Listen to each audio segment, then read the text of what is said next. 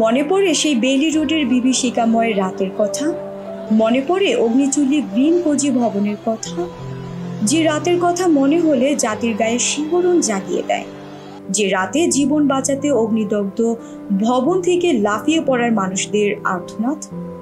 বলছিলাম 2024 সালের 1 মার্চে রাত 9:51 রাজধানীর বেইলি রোডে ভয়াবহ অগ্নিকাণ্ডের কথা, যে আগুন নিয়ন্ত্রণে নিতে ফায়ার সার্ভিসের 12টি ইউনিট প্রায় 2 ঘন্টা ঝুঁকি নিয়ে কাজ করেছিলেন।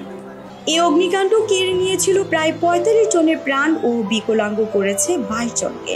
এদের ভেতর অনেকের কণ্ঠনালী পড়েছে, কারোবার সারা দেহ ঝলসিত, অনেকে তো ধোঁয়ায় দম বন্ধ হয়ে মারা গিয়েছিল।